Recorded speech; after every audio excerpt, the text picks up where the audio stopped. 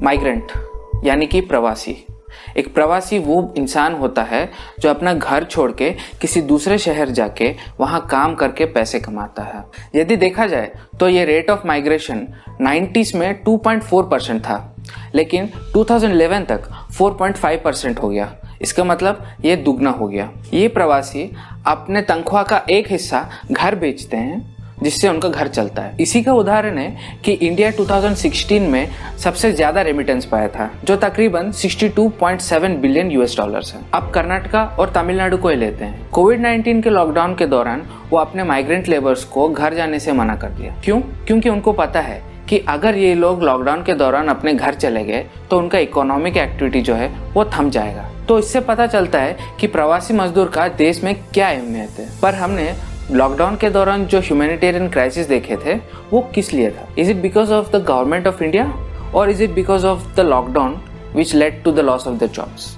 या फिर इसका मतलब ये भी था कि हमारे पास प्रवासी मजदूर का सही मात्रा में डेटा यानी जानकारी नहीं था कि किसको मदद की ज़रूरत है या नहीं है। 24 मार्च को भारत के प्रधानमंत्री ने कोविड-19 फैलने से रोकने के लिए देश भर में लॉकडाउन डिक्लेयर कर दिया था। उसके दौरान होम मिनिस्ट्री ऑफ इंडिया ने ये डिक्लेयर किया था कि गरीबों में बांटने के लिए 1 से 1.5 साल तक का राशन गोडाउन में पर्याप्त मात्रा में है। तो गवर्नमेंट अपने स्कीम्स के तहत ये इंश्योर करता है कि कैसे ज़रूरतमंदों तक मदद पहुँचाया जाए। अब यहाँ पे बात आता है डिस्ट्रीब्यूशन की। इसका मतलब कि किस तरह हम मदद ज़रूरतमंदों तक पहुँचाते हैं। और गवर्नमेंट के पास डिस्ट्रीब्यूशन के लिए 2 मेजर स्कीम है। पहला, राशन कार्ड। राशन कार्ड का डिसएडवांटेज पहले ये होता है कि ये लोकेशन स्पेसिफिक है। यानी मान लेते हैं कि मैं हैदराबाद में रहता हूँ, लेकिन मेरे पास बिहार का राशन कार्ड है। इसका मतलब मैं अपना राशन अवेल नहीं कर पाऊँगा।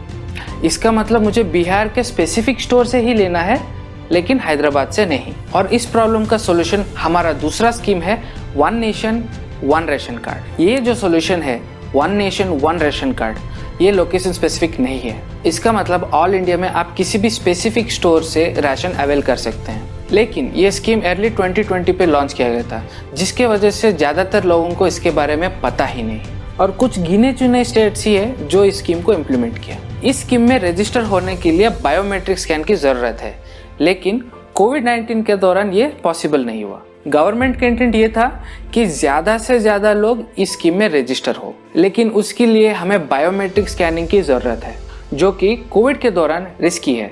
और इस तरह ये स्कीम मेजर पॉपुलेशन के लिए इनएक्सेसिबल हो गया। और ये हमारा डिस्ट्रीब्यूशन का बहुत बड़ा प्रॉब्लम है कि हमको पता नहीं कि कौन अमीर है, कौन गरीब है, किसको मदद की ज़रूरत है या नहीं है। और पिछले कुछ सालों में हमने ये देखा कि गवर्नमेंट ऑफ इंडिया ने डिस्ट्रीब्यूशन के मामले में बहुत ही अच्छा काम किया है। और इसका एक स्ट्रेट एग्जाम्पल है जैम ट्रिनिटी, जो है आपका J for Jandhan, A for Aadhaar और M फॉर मोबाइल।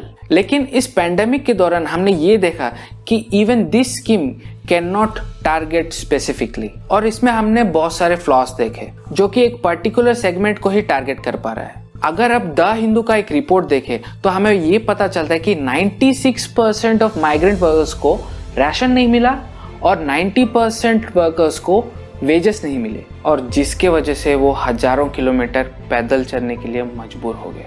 और हमने इंडिया का one of the biggest humanitarian crisis देखा। और ये देखते हुए प्राइम मिनिस्टर ऑफ इंडिया ने 29 अप्रैल को श्रमिक स्पेशल ट्रेन चलाने का ऐलान किया। पर इसका प्रोसेस बहुत ही कॉम्प्लेक्स था, जिसके लिए आपको ऑनलाइन पोर्टल में जाके अपने आप को रजिस्टर करना पड़ेगा।